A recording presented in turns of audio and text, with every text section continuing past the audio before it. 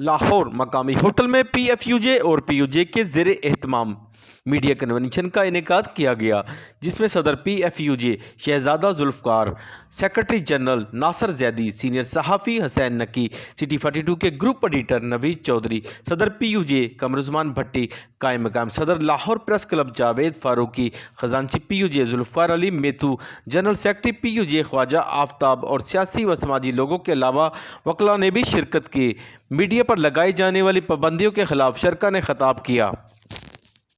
तो लगता नहीं है कि वो इस तरीके से पीछे हटेंगे और उसका उन्होंने आगाज़ कर भी दिया है कि जो हमारे सोशल मीडिया है और उसको उन्होंने एक ऑर्डिनेंस की शक्ल में जो है वो कंट्रोल करने के हवाले से बात भी की है और उसके ऑर्डिनेंस भी ले आए हैं। तो ये हालात जो हैं ये बुनियादी तौर पे मैं समझता हूँ कि पाकिस्तान के मीडिया की, पाकिस्तान की आज़ादी सहाफ़त की आवाज़ जो है वो दबाने की एक संगीन कोशिश है और इसके खिलाफ Pakistan federal union of journalist ने एक पूरी एक कैंपेन लॉन्च की हुई है। पूरे पाकिस्तान में हमारे जो है वो वर्कर्स कन्वेंशन और मीडिया कन्वेंशन जो है वो जारी हैं और उसी सिलसिले में आज यहाँ पे लाहौर में जो है पंजाब यूनियन ऑफ जर्नलिस्ट के तहत ये कन्वेंशन हो रहा है। इससे कबल सखर में, एबटाबाद में, हैदराबाद में, रहीमजान खान, बहावलपुर में, मुल्तान में, बाकी तमाम स्टेशन पे और कल फैसलाबाद में हुआ और तमाम स्टेशन से एक आवाज़ जो है वो उठी है कि हुकूमत की तरफ से ये जो जाबराना कवानीन है, ये जो मीडिया की आज़ादी को दबाने की कोशिश है, ये जो आज़ादी इजहार का गला घूंटने की कोशिश है, इसको पाकिस्तान के जर्नलिस्ट जो है वो किसी सूरत कबूल नहीं करेंगे। वो इमरान खान कहते हैं राइट रॉन्ग की पॉलिटिक्स है और भाई आप 300 कनाल में रहते हैं,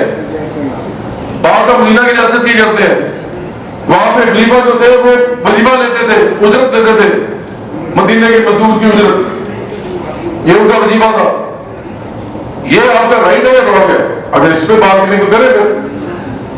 आपकी 14 जदादे हैं, 14, 1 2 3 4 5 6 7 8 9 10 11 12 13 14 जदादों वाले साहब वही कह रहे हैं कि मैं मदीना की रियासत बनाऊंगा उस मुल्क में जहां 20,000 रुपया मिनिमम वेज दे रहे हैं।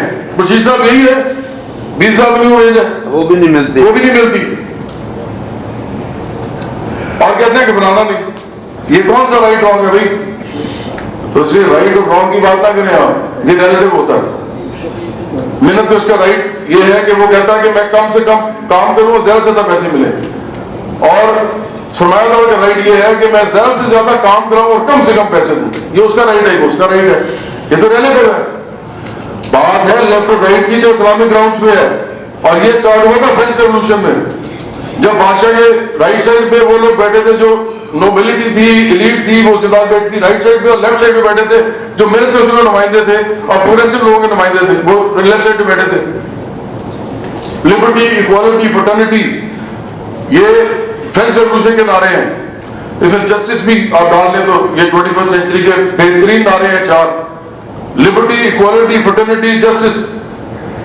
तो ये तो आपको फ्रेंच रेवोल्यूशन से मिले हैं और वहीं में लेफ्ट राइट की तखसीस हुई थी। तो पाकिस्तान ने मुझे बताया लेफ्ट की कौन सी पार्टी है?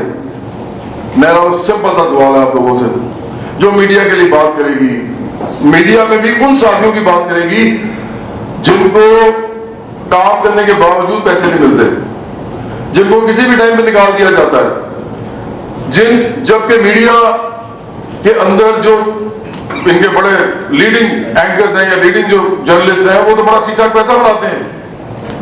मसला तो वर्किंग क्लास का है जो मीडिया के अंदर मौजूद है, मेजॉरिटी में वो है।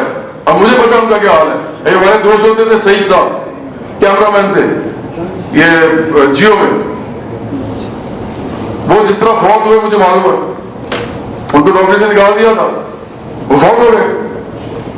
दिल का दौरा पड़ा, इतनी चाहिए थी, छोटी सी उम्र थी, वो मर ही नहीं सकता था दिल के दौरे से, उसको स्ट्रेस ही इतना था। तो इसलिए कौन सी पार्टी है आपकी इस मुल्क के अंदर जो मेहनत कशों, मजदूरों, किसानों और लोअर मिडिल क्लास पे कंप्राइज करती हो? वो आज कर रखा है। एक धरना हम दे चुके, वो मुख्तर था।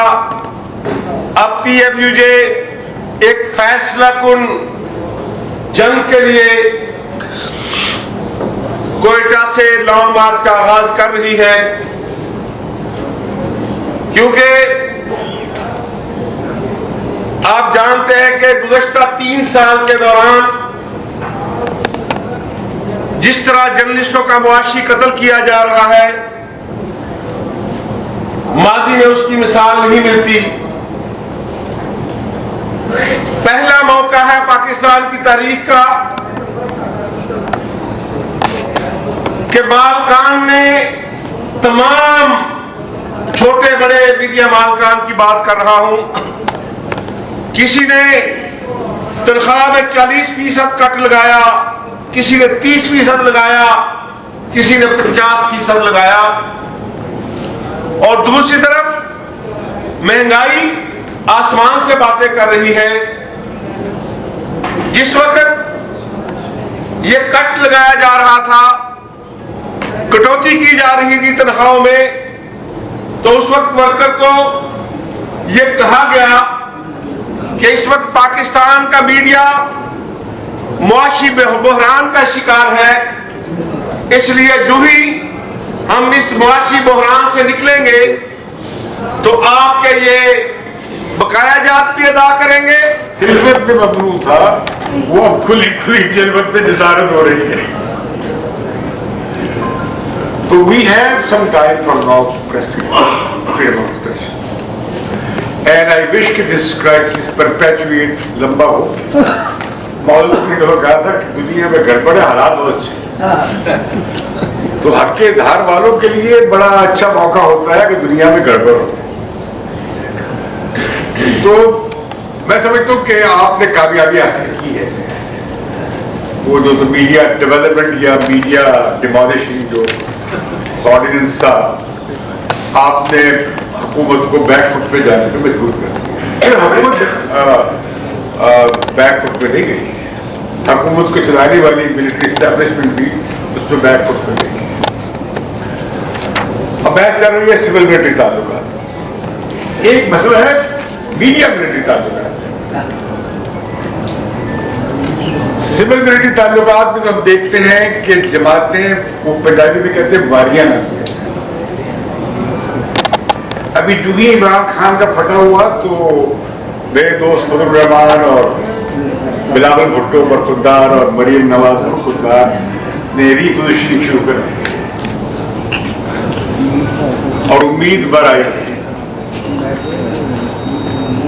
और ये देखिए कि मीडिया की क्या मौका परस्ती है और सेंसरशिप की जबरदस्त एग्जाम्पल देखिए। ये बताइए ये सियासी और अस्करी क़यादत क्या होता है? दुनिया की किसी मीडिया में ये टर्म देखते हैं कि सियासी और अस्करी क़यादत एक पेज पे? कभी इंडियन प्रेस में देखा है आपने?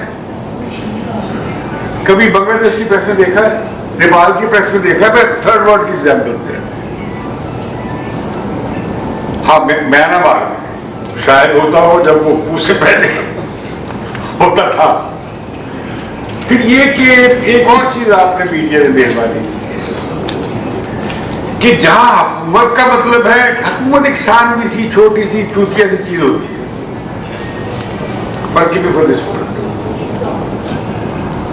और जहां आर्मी का जिक्र आता है हम कहते हैं रियासत। जहां आर्मी चीफ का रेफरेंस आता है रियासत। हमने बड़े आराम से मीडिया ने अब स्टेट के 3 इंस्टीट्यूशन है, उसमें से एक एग्जेक्टिव है, उस एग्जेक्टिव का एक मिनिस्ट्री ऑफ डिफेंस है, उस मिनिस्ट्री ऑफ डिफेंस के एसोसिएट डिपार्टमेंट्स हैं। एसोसिएट डिपार्टमेंट में आर्मी भी है, एयरफोर्स भी है, नेवी भी है, और वहां पे उन्होंने लिख दिया है ISI। Very interesting. और किस जगह तो कैसे हम लिख सकते हैं स्टेट? ये मीडिया का सबमिशन था to garrison state, to authoritarian national security state. ये फैशन की बात नहीं है माय डियर, कि आर्मी से बात करने का मतलब ये है कि तुसी चुकवान में तैयार बैठे रखना। यू विल मे बी आपके घर में डाका भी पड़ सकता है, आप गायब भी हो सकते हैं, गोली भी लग सकती है, आपके एक्सीडेंट भी हो सकता है। मुझे खुशी है कि वो कर्नल साहब सस्पेंड हो गए हैं जो पार्लियामेंट चला। सुप्रीम कोर्ट चलाने वाले कर्नल की कब बारी आएगी उम्मीद कर रहे हैं।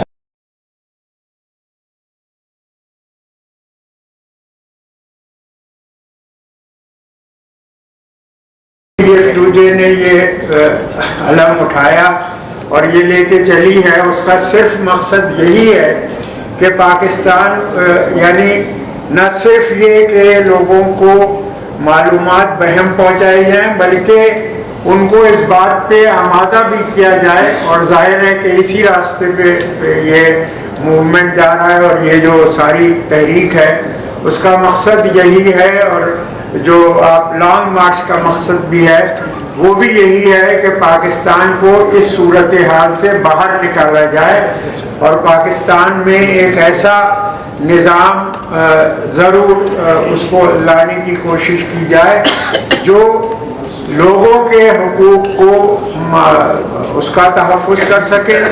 और दूसरी बात यह है कि ख़ास तौर से उन लोगों के हुकूक का तहफ़्फ़ुज़ कर सके जो एक्सक्लूडेड है, जिनको बिल्कुल ही यानी उनकी तरफ तवज्जो उनकी तरफ से बिल्कुल ही हटा दी जाए। यहाँ पे बहुत सारी अभी जावेद ने बहुत बातें की और ये वो एक रूल और उसको बनाकर वो नाफिज कर देते हैं। जैसे 2020 का रूल मैडम साहब ने बताया भी, शायद वो PFUJ की तरफ से वो उसको चैलेंज भी कर चुके हैं और कोर्ट में हमने कर दिया। बल्कि अभी कोई एक हफ्ते पहले हम अपने सफ़र में थे तो एक उन्होंने 2021 का फिर एक रूल्स और वो कर दिया जिसमें सोशल मीडिया के मुताबिक प्रिंट मीडिया,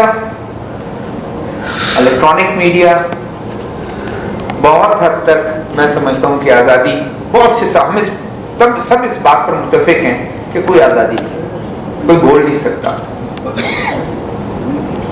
इम्तियाज आलम साहब बहुत खुश हैं कि मेरा कॉलम छप गया।